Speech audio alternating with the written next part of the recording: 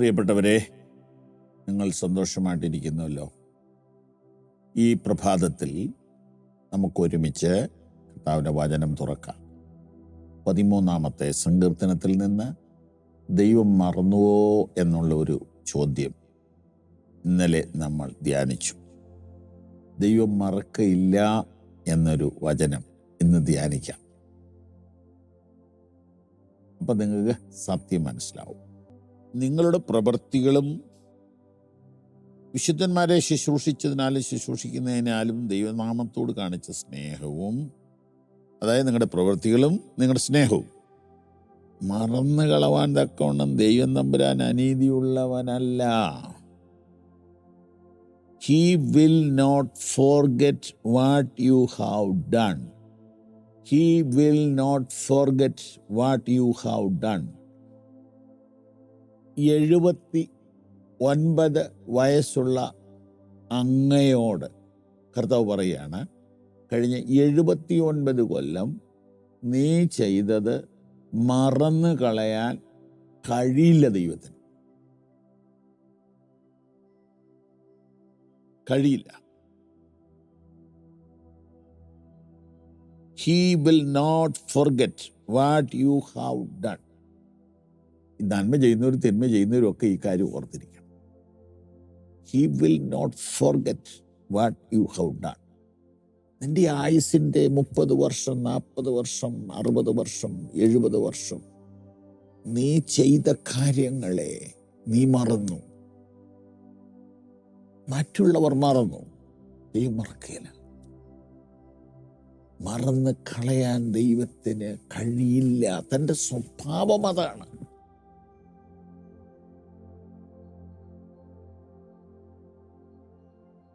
അത് നമ്മൾ ഓർക്കുമ്പോൾ നമ്മൾ മറ്റുള്ളവർക്ക് ദോഷം വരുത്തുന്ന കാര്യങ്ങൾ പ്രവർത്തിക്കുകയോ പറയുകയോ ചെയ്തിട്ടുണ്ടെങ്കിൽ അതും മറക്കത്തില്ലല്ലോ, അല്ലേ? നുണ പറഞ്ഞു കൊടുത്തതും ചെറുതായിട്ട് വ്യാജം പരത്താൻ കൂട്ടുനിന്നതും ഒന്നും ദൈവം മറക്കുകയല്ലോ.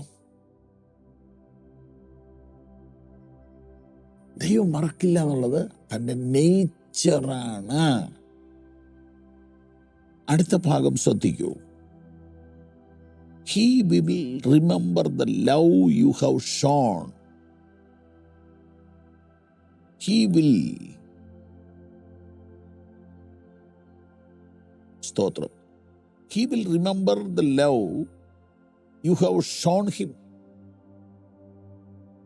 നീ ദൈവത്തിൻ്റെ മുമ്പിൽ കാണിച്ചു കൊടുത്ത ദൈവസ്നേഹം.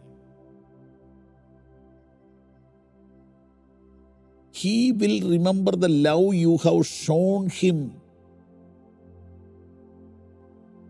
എങ്ങനെ സ്നേഹം കാണിക്കുന്നേ? പ്രവൃത്തിയിലൂടെ. എന്ത് പ്രവൃത്തിയിലൂടെ? ദൈവത്തിന് വേണ്ടിയും മനുഷ്യർക്ക് വേണ്ടിയും ചെയ്തിട്ടുള്ള നല്ല പ്രവൃത്തികളെ,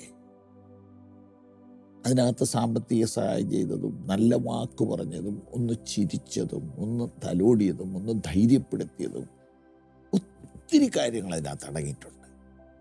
ഇതൊക്കെ നീ ചെയ്തത് ഷൈൻ ചെയ്യാനല്ല, നേതാവാകാനല്ല, വോട്ട് പിടിക്കാനുമല്ല. ഇതൊക്കെ നീ ചെയ്തത് ദൈവത്തോടുള്ള സ്നേഹം നിമിത്തമാണ്. അതാണ് ആ വാക്യം. He will remember the love you have shown him. ദൈവത്തിൻ്റെ നാമത്തോട് കാണിച്ച സ്നേഹം മറന്ന് കളയാൻ ദൈവത്തിന് പറ്റില്ലെന്ന്. ദൈവം മറക്കത്തില്ല. വീണ്ടും പറയുന്നു, and you show it when you keep on helping them.